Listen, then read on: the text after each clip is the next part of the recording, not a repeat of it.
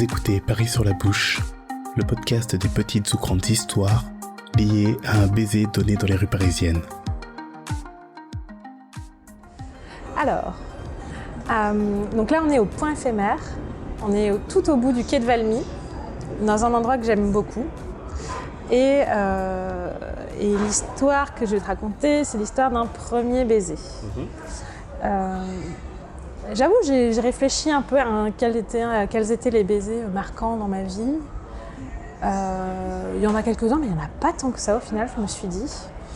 Mais celui-ci, d'une part parce que le souvenir est peut-être un peu frais et pour ce qu'il représente pour moi, c'est celui-là que j'ai choisi.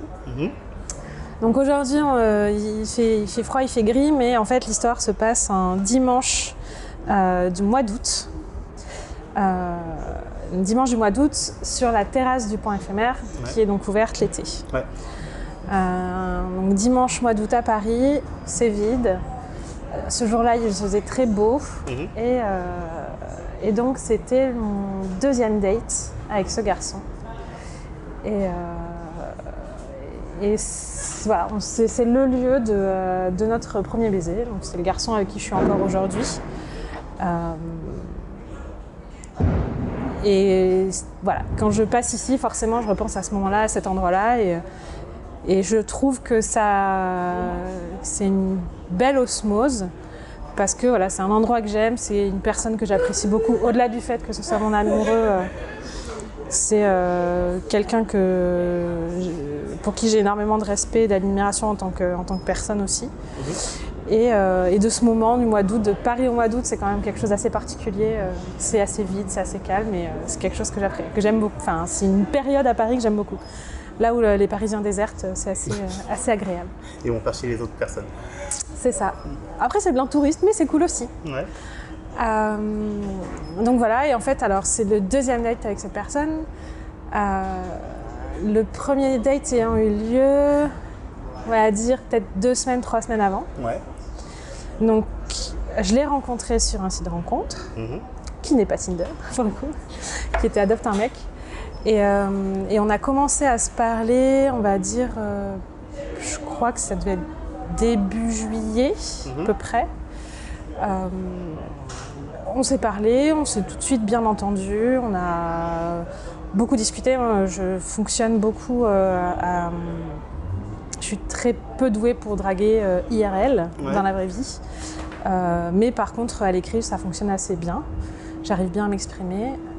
Et donc, on a commencé à parler avec ce garçon et on était tous les deux pas sur Paris à cette date-là. Donc, on a commencé à parler pendant quelques jours. Lui, il fêtait ses 30 ans, méga teuf, en dehors de Paris. Et moi, j'étais en vacances avec des amis, une semaine avant le mariage d'une de mes amies en Bretagne. Donc, on avait pris une semaine de vacances avec des amis. Et on a terminé ces vacances sur ce mariage. Donc, on a commencé à parler au milieu de ma semaine de vacances. Et on a décidé de se rencontrer à notre retour quand on était tous les deux disponibles. Donc, il se trouve qu'on s'est vu un dimanche pas très loin d'ici, vers Couronne. Et de ce premier date très fructueux, il n'en est rien sorti en fait. Physiquement, il ne s'est rien passé. On était tous les deux un peu en gueule de bois. On était tous les deux au Perrier, ce qui nous arrive assez rarement aujourd'hui quand on sort, malheureusement aux grandes dames de notre corps. Mais on a tous les deux passé, rétrospectivement, on s'est dit tous les deux qu'on avait passé un très bon moment. Et en fait, on savait qu'on allait se revoir et on savait qu'il se passerait probablement quelque chose. Mais dans mes expériences précédentes du dating, en fait, rétrospectivement, je me suis rendu compte que même si ça ne se passait pas particulièrement bien, il y avait cette idée de soit ça se passe très mal et il ne se passe rien, soit ça se passe ok. Et comme tu es un peu en recherche d'affection, tu as envie qu'il se passe un truc histoire de ne pas avoir gâché ta soirée. La rentabilité à tout prix. Et donc on n'était pas frustrés du fait qu'il ne soit rien passé. On avait passé un bon moment, on était contents. Et voilà, on savait qu'on se reverrait. Et à partir de là, mais comme je disais, on était en plein les 2 mois d'été. Et donc, l'un et l'autre, après, on est un peu partis de Paris en vacances. Moi, je crois, dans ma famille, lui avec des amis. Donc, en fait, on a fait ce premier date et on s'est revus peut-être un peu plus de 15 jours plus tard. Ouais, dans ces eaux-là. Je ne suis pas très calée en date. On discutait tous les jours. Okay. On parlait tous les jours. Pareil, la connexion se faisait très bien. On s'entendait super bien. Et donc, en gros, on savait qu'à ce dimanche début du mois d'août, on allait se revoir pour la 2e fois. Et on n'était pas complètement con. On savait probablement qu'il allait se passer quelque chose à ce moment-là. Donc, c'est pas quelque chose qui sort de nulle part. C'est pas une surprise. Et c'est un peu ce date de déjà où on va. Parce que on sait quand même qu'il va se passer quelque chose, mais comment, dans quel contexte on le met. Et donc on a décidé de venir ici. Lui, il habitait pas très loin à l'époque. Et on s'est dit, on va pas galérer à trouver de la place parce qu'on est début août à Paris, donc ça devrait aller. Donc on est monté sur le toit du point éphémère. C'était calme, je te disais, il faisait beau, il faisait chaud, il y avait un petit vent frais, c'était cool. Bonne musique, c'était sympa. On s'est assis sur des transats et on a commencé à parler. Je sais plus, on a parlé, 45 minutes. Et après, c'est toujours la question qui te rend dans la tête de qui fait le premier pas, quel est ce premier pas. Et à la fois, tu essayes de tenir la conversation, à la fois, tu as ton cerveau qui travaille à côté. Mais en fait, ça se passe hyper naturellement. Et à un moment, il pose sa main sur la mienne. Et quelques minutes après, il m'embrasse. Mais il m'embrasse c'est un baiser... c'est pas la galoche que tu fais quand t'as 14 ans et que tu dis « ça y est, je vais sortir avec cette personne ». C'est très mécanique. Non, c'était un tout petit baiser, mais en gros qui présageait de quelque chose... ça voulait pas dire « je te chope », quoi. Ça voulait dire ça faisait longtemps que j'en avais envie et donc je le fais. Et j'en garde un souvenir ému, un peu romantique. Et après ça, on a continué à parler, pas comme si de rien n'était, mais un peu. En se touchant, en se prenant la main. On s'est encore embrassé un peu, mais rien de... Alors, les gens font ce qu'ils veulent, j'ai aucun souci là-dessus. Mais rien qui m'a fait me sentir un peu indécente face à tout le monde. Tu vois. C'était quand même très léger, tout ça. Et on a dû passer, je sais pas, peut-être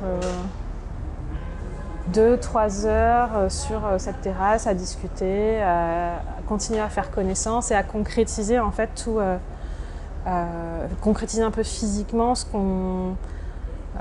ce début de relation qui est né par correspondance, on va dire. Et donc en gros ensuite on est descendu. Alors, quand je dis qu'il habite pas très loin, c'est vraiment il habitait à 5 minutes à pied. Et donc on traverse, on passe par-dessus le canal et arrivé au feu rouge, il me regarde, il me fait on va au resto, on va chez moi. Et en fait, alors je pense pas l'avoir dit comme ça, mais mon cerveau a dit « tu te fous de ma gueule ». Genre, tu viens de m'embrasser d'une façon prude, mais quand même relativement passionnée. Il me fait pas croire qu'on va encore se regarder dans le blanc des yeux pendant 2 heures et aller au restaurant. Et donc, on est allé chez lui.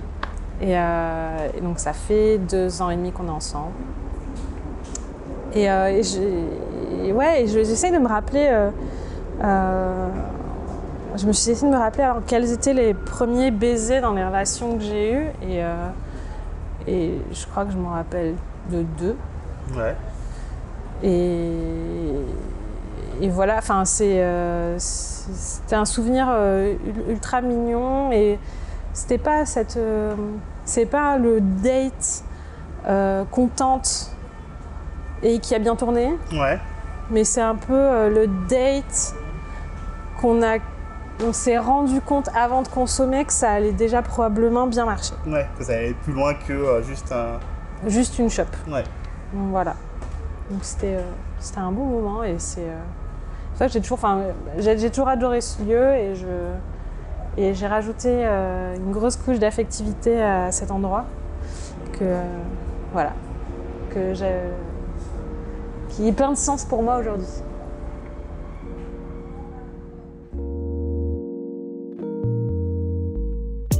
Merci à vous d'avoir écouté cet épisode de Paris sur la bouche.